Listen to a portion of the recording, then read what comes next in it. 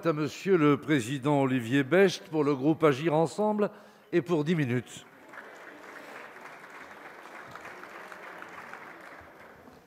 Merci beaucoup, Monsieur le Président, Monsieur le Premier ministre, mes chers collègues. Nous sommes réunis ce matin pour voter sur les mesures qui ont été annoncées hier soir par le Président de la République et que vous avez à nouveau développées devant nous ce matin, Monsieur le Premier ministre.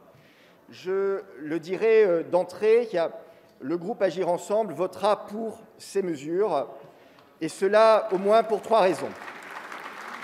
La première, c'est que si ces mesures sont dures, elles sont dures particulièrement dans ce week-end de Pâques, même si nous nous sommes grés déjà de ne pas avoir confiné le lapin de Pâques, ce qui est une bonne chose. Elles sont dures, mais elles sont nécessaires. On ne peut pas faire autrement face à l'évolution de l'épidémie. Deuxièmement, la France est certainement, parmi tous les pays du monde occidental, celui qui a le mieux protégé ses citoyens et ses entreprises. La troisième raison, c'est que le débat que certains voudraient instituer ici, de dire qu'il aurait fallu confiner il y a 2 mois pour éviter de confiner aujourd'hui, ou confiner aujourd'hui pour éviter de confiner dans 2 mois, ce débat n'a pas de sens. Il n'a pas de sens car le but d'une nation n'est pas de vivre confiné. Le but d'une nation est de vivre normalement.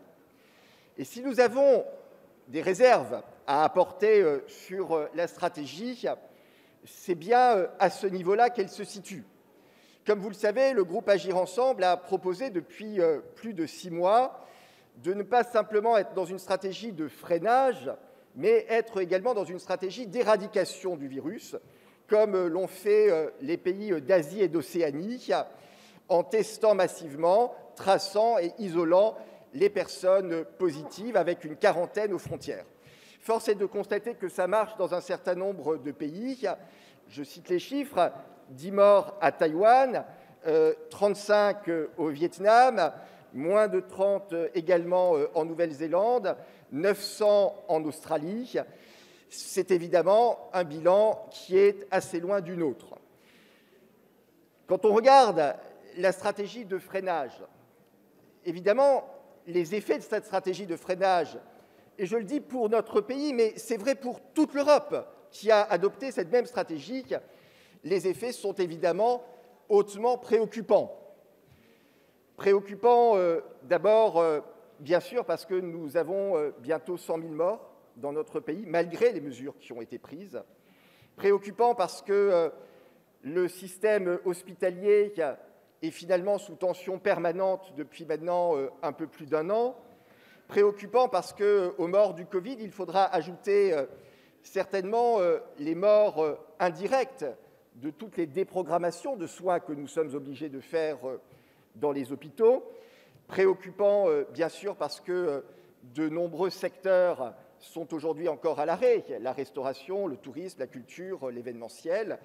Préoccupant parce que derrière ces mesures ont un coût pour la nation qui s'endette de manière massive, évidemment, à la charge des générations futures.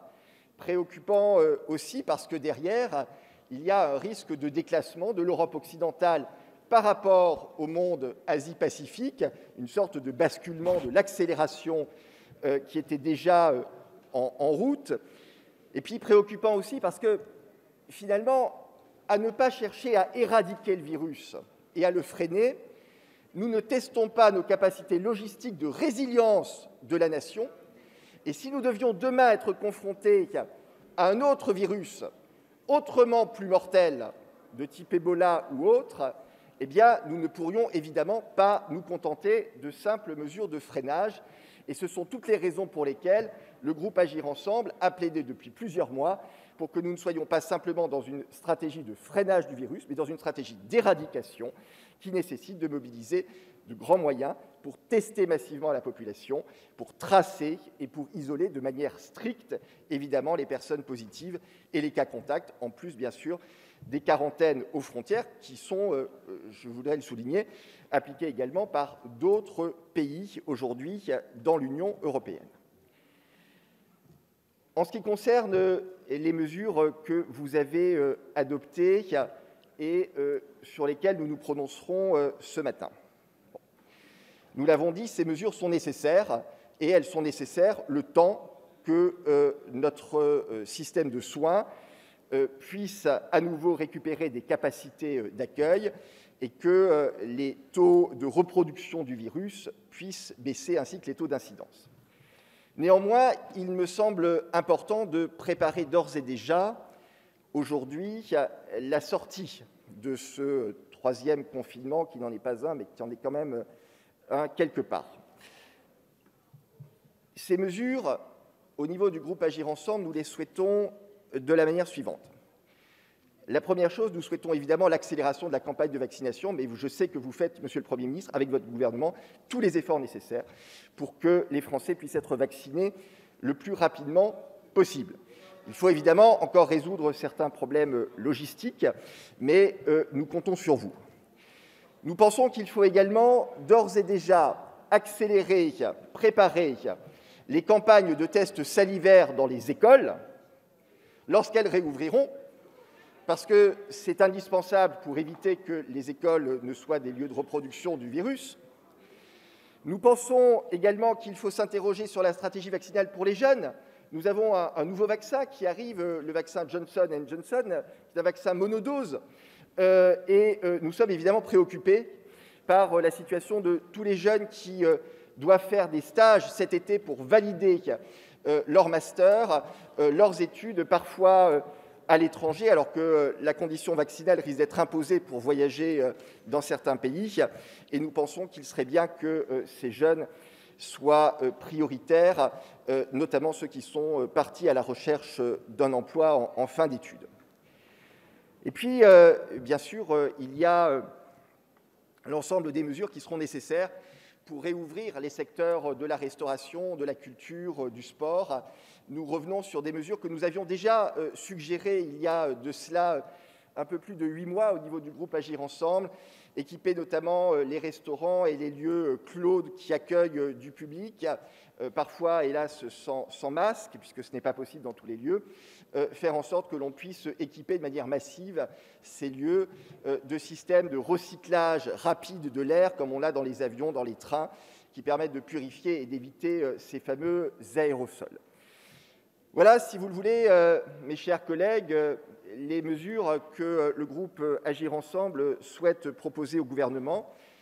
Nous le disons très solennellement, nous voterons évidemment pour ces mesures parce qu'elles sont aujourd'hui nécessaires, mais nous souhaitons vraiment qu'il y ait une évolution de la stratégie sur ces différents points et nous serons vigilants parce qu'il y aura encore des lois d'urgence sanitaire à voter.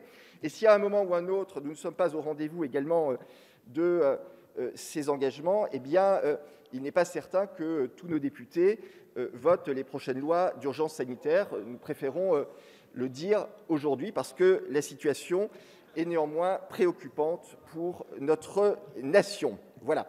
Il ne s'agit pas simplement aujourd'hui de mesures techniques, il s'agit aussi de savoir ce que l'histoire retiendra de cette crise. L'histoire, c'est le personnage qui se tient ici en bas à gauche de cette tribune et sous le regard de laquelle nous prenons ici nos décisions. Nous avons pris des mesures qui sont aujourd'hui nécessaires. Je ne sais pas quel regard l'histoire aura sur les mesures que nous prenons. Je pense que l'histoire pardonne souvent de ne pas réussir, rarement de ne pas essayer. Nous comptons sur vous, Monsieur le Premier ministre, pour accélérer la campagne de vaccination, pour éradiquer ce virus, que ce soit par la vaccination ou par les mesures également du tester, tracer, isoler. Cela nous semble nécessaire aujourd'hui, pas simplement pour nos concitoyens, mais aussi pour l'avenir de notre pays. Merci. Merci, Monsieur le Président. La parole est à